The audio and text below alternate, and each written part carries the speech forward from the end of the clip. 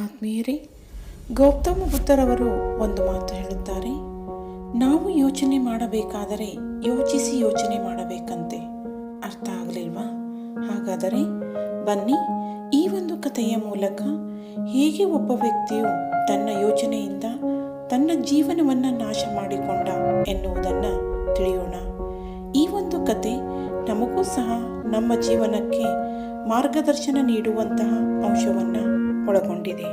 ಒಂದೂರಿನಲ್ಲಿ ಆಗ ತಾನೇ ಮದುವೆಯಾದ ಒಂದು ನವದಂಪತಿ ಜೋಡಿ ವಾಸಿಸುತ್ತಿತ್ತು. ಅವನ ಹೆಸರು ರಾಮ ಎಂದು. ಹೆಸರಿನಿಗೆ ತಕ್ಕಂತೆ ನಿಷ್ಠೆ, ದಯೆ, ಪ್ರೀತಿ ಅವನಲ್ಲಿ ತುಂಬಿತ್ತು. ಅವನು ಸಾಹುಕಾರನ ಮನೆಯಲ್ಲಿ ಕೆಲಸ ಮಾಡುತ್ತಿದ್ದ. ಬಂದ ಹಣದಲ್ಲಿ ಸಂತೋಷದಿಂದ ಜೀವನ ನಡೆಸುತ್ತಿದ್ದ. ಒಂದು ದಿನ ತನ್ನ ಕೆಲಸ ಮುಗಿಸಿ ಬರುವ ಹಾದಿಯಲ್ಲಿ ಒಬ್ಬ ಅಜ್ಜ ತನ್ನ 3 ಗಂಟುಗಳನ್ನು ಇಟ್ಟುಕೊಂಡು ಗಿಡದ ಕೆಳಗೆ ಕುಳಿತಿದ್ದ. ರಾಮನನ್ನು ಕಂಡೊಡನೆ ಅವನಿಗೆ ಹೇಳಿದ, ನನಗೆ ಈ ಗಂಟುಗಳ ಜೊತೆ ಹೋಗಲು ಆಗುತ್ತಿಲ್ಲ. ನಾನು ಮುಂದಿನ ಗ್ರಾಮಕ್ಕೆ ಹೋಗಬೇಕು. ನನ್ನನ್ನು ಅಲ್ಲಿಗೆ ನೀನು ಬಿಡುತ್ತೀಯಾ? ಗ್ರಾಮದವರೆಗೆ ನೀನು ನನ್ನನ್ನು ಬಿಟ್ಟು ಬಂದರೆ ನಾನು ನಿನಗೆ 2 ಬಂಗಾರದ ನಾಣ್ಯಗಳನ್ನು ಕೊಡುತ್ತೇನೆ ಎಂದ. ದಯಾಳುವಾದ ರಾಮ ಆಗಲೇ ಎಂದು ಅವನ ಕೈಯಲ್ಲಿರುವ 1 ಗಂಟನ್ನು ತೆಗೆದುಕೊಂಡು ಹೊರಟ. ಅದು ಭಾರವಾಗಿತ್ತು. ಅಜ್ಜ, ಇದರಲ್ಲಿ ಏನಿದೆ ಎಂದ. ಆಗ ಅಜ್ಜ ಹೇಳುತ್ತಾನೆ, ಇದರಲ್ಲಿ ತಾಮ್ರದ ನಾಣ್ಯಗಳಿವೆ ಎಂದ. ಆಗ ರಾಮ ಬಹಳ ಯೋಚನೆ ಮಾಡಲಿಲ್ಲ. ಏನಾದರೂ ಇರಲಿ, ನನ್ನ ಕರ್ತವ್ಯ ಅವನನ್ನು ಬಿಟ್ಟು ಬರುವುದಿದೆ ಎಂದು ಯೋಚಿಸಿದ. ಮುಂದೆ ಹೋಗುತ್ತಿದ್ದಂತೆ ಒಂದು ನದಿ ಕಂಡಿತು. ದಾಟಬೇಕಾಗಿತ್ತು. ಆಗ ಅಜ್ಜ ಹೇಳುತ್ತಾನೆ, ಮಗನೇ, ನನಗೆ ಈ 2 ಗಂಟುಗಳನ್ನು ಹೊತ್ತುಕೊಂಡು ನದಿ ದಾಟಲು ಆಗುವುದಿಲ್ಲ. ಒಂದು ವೇಳೆ ನಾನು ಬಿದ್ದರೆ ನನ್ನನ್ನು ಯಾರು ನೋಡಿಕೊಳ್ಳುತ್ತಾರೆ? ಅದಕ್ಕಾಗಿ ಇನ್ನೊಂದು ಗಂಟನ್ನು ನೀನೇ ಹಿಡಿದುಕೋ ಎಂದ. ಆಗಲಿ ಅಜ್ಜ ಎಂದು ರಾಮ ಇನ್ನೊಂದು ಗಂಟನ್ನು ತೆಗೆದುಕೊಂಡ. ಅದು ಸಹ ಭಾರವಾಗಿತ್ತು. ಅಜ್ಜ, ಇದರಲ್ಲಿ ಏನಿದೆ ಅಂದಾಗ ಅಜ್ಜ ನೋಡುತ್ತಾನೆ, ಬೆಳ್ಳಿಯ ನಾಣ್ಯಗಳಿವೆ. ಆಗ ರಾಮ ಯೋಚಿಸುತ್ತಾನೆ, ಇವನೊಬ್ಬ ವ್ಯಾಪಾರಿ ಇರಬಹುದು, ತನ್ನ ಊರಿಗೆ ಹೋಗುತ್ತಿದ್ದಾನೆ, ಅದಕ್ಕಾಗಿ ಇವುಗಳನ್ನೆಲ್ಲ ತೆಗೆದುಕೊಂಡು ಹೋಗುತ್ತಿದ್ದಾನೆ ಎಂದು. ಕೊನೆಗೆ ರಾಮ ಯೋಚಿಸುತ್ತಾನೆ, ನಾನು ಇದನ್ನೆಲ್ಲ ಏಕೆ ಯೋಚಿಸಬೇಕು ಎಂದು ಅಂದುಕೊಳ್ಳುತ್ತಾನೆ. ಮುಂದೆ ಹೋಗುತ್ತಿದ್ದಂತೆ ಬೆಟ್ಟ ಬರುತ್ತದೆ, ಅದನ್ನು ಹತ್ತಬೇಕು. ಆಗ ಅಜ್ಜ ಹೇಳುತ್ತಾನೆ, ಮಗನೇ, ನನಗೆ ವಯಸ್ಸಾಗಿದೆ. ಈ ಗಂಟನ್ನು ಹೊತ್ತುಕೊಂಡು ನನಗೆ ಮೇಲೆ ಹತ್ತಲು ಆಗುವುದಿಲ್ಲ. ಆದ್ದರಿಂದ ಇದು 1 ಗಂಟನ್ನು ನೀನೇ ತೆಗೆದುಕೊಳ್ಳುವೆಯಾ? ಇದರ ಬದಲಾಗಿ ನಾನು ನಿನಗೆ ಇನ್ನ 2 ಹೆಚ್ಚು ಬಂಗಾರದ ನಾಣ್ಯಗಳನ್ನು ಕೊಡುತ್ತೇನೆ ಎಂದ. ರಾಮ ಹೇಳುತ್ತಾನೆ, ಬೇಡ ಅಜ್ಜ, ನೀನು ಕೊಡದಿದ್ದರೂ ಸಹ ನಾನು ನಿನ್ನ ಊರಿಗೆ ಬಿಟ್ಟು ಬರುವೆ ಎಂದ. ಆಗ ಅಜ್ಜ ಮುಂದೆ ಮುಂದೆ ಹೋಗುತ್ತಿದ್ದ. ರಾಮ 3 ಗಂಟುಗಳು ಬಹಳ ಭಾರವಾಗಿದ್ದರಿಂದ ನಿಧಾನವಾಗಿ ಹೊರಟಿದ್ದ. ರಾಮ ಕೇಳುತ್ತಾನೆ, ಅಜ್ಜ, ಈ 3ನೇ ಗಂಟಿನಲ್ಲಿ ಏನಿದೆ ಎಂದು. ಆಗ ಅಜ್ಜ ಹೇಳುತ್ತಾನೆ, ಇದರಲ್ಲಿ ಬಂಗಾರದ ನಾಣ್ಯಗಳಿವೆ ಎಂದು ಹೇಳುತ್ತಾನೆ. ರಾಮನ ಮನಸ್ಸಿನಲ್ಲಿ ಯೋಚನೆಗಳ ಅಲೆಗಳು ಬೀಸಲು ಪ್ರಾರಂಭಿಸಿದವು.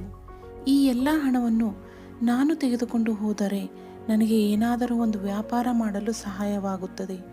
ಈ ಅಜ್ಜನಿಗೆ ಇಷ್ಟು ಹಣ ಏಕೆ ಬೇಕು ಎಂದು ಯೋಚಿಸತೊಡಗಿದ. ಆಗ ರಾಮನು ತನಗೆ ತಾನೇ ಹೇಳಿಕೊಂಡ, ನಾನು ಈ ರೀತಿ ಯೋಚನೆ ಮಾಡುವುದು ತಪ್ಪು ಎಂದು. ಹಾಗೆಯೇ ಸ್ವಲ್ಪ ದಾರಿ ಸಾಗಿದ.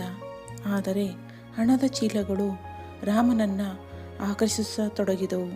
ಮತ್ತೆ ಅವನು ಯೋಚನೆ ಮಾಡಲು ಪ್ರಾರಂಭಿಸಿದ. ಇವನು ವ್ಯಾಪಾರಿಯಾಗಿದ್ದರೆ ಇವನಿಗೆ ಆಳು ಇರುತ್ತಿದ್ದವು, ಯಾವುದಾದರೂ ವಾಹನದಲ್ಲಿ ಹೋಗಬಹುದಾಗಿತ್ತು. ಇದ್ಯಾವುದು ಇವನಲ್ಲಿ ಇಲ್ಲ ಅಂದಮೇಲೆ ಇವನು ಕಳ್ಳನಾಗಿರಲೇಬೇಕು. ಆದ್ದರಿಂದ ಇವನಿಗೆ ಯಾರೂ ಇಲ್ಲ.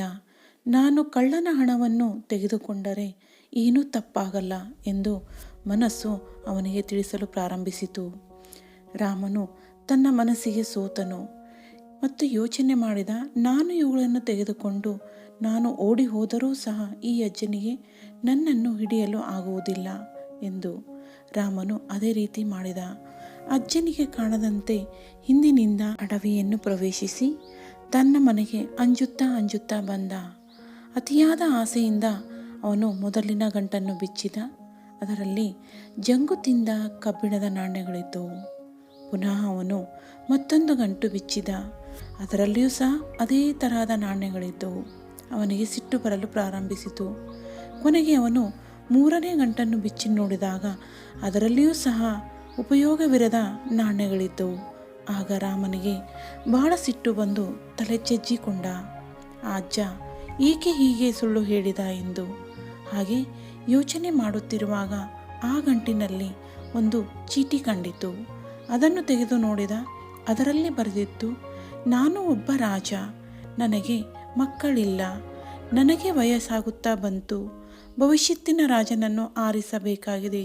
ಇದು ನಾನು ಇಟ್ಟ ಒಂದು ಪರೀಕ್ಷೆ. ರಾಜ್ಯಕ್ಕೆ ಸರಿಯಾದ ರಾಜನನ್ನು ಆಯ್ಕೆ ಮಾಡುವ ಜವಾಬ್ದಾರಿ ನನ್ನ ಮೇಲಿದೆ. ಆದ್ದರಿಂದ ನಿಷ್ಠೆ, ಶ್ರದ್ಧೆ, ಒಳ್ಳೆಯ ಮನಸ್ಸಿನ ವ್ಯಕ್ತಿಗೆ ಮಾತ್ರ ರಾಜನ ಪದವಿ ಎಂದು ಓದಿದ ತಕ್ಷಣ ಜೋರಾಗಿ ಚೀರಿ ರಾಮನು ಅಳಲು ಪ್ರಾರಂಭಿಸಿದ. ಸಮಯ ಮೀರಿ ಹೋಗಿತ್ತು. ಕ್ಷಣಿಕ ಆಸೆಗಾಗಿ ಮನಸ್ಸಿನ ಕೈಯಲ್ಲಿ ಬುದ್ಧಿ ಕೊಟ್ಟದ್ದಕ್ಕಾಗಿ, ತಾಳ್ಮೆ ಕಳೆದುಕೊಂಡದ್ದಕ್ಕಾಗಿ, ತನ್ನ ಒಳ್ಳೆಯ ಗುಣಗಳನ್ನು ಬಿಟ್ಟದ್ದಕ್ಕಾಗಿ ಪಶ್ಚಾತ್ತಾಪ ಬಿಟ್ಟು ಮತ್ತೇನೂ ಉಳಿಲಿಲ್ಲ ಅವನಿಗೆ.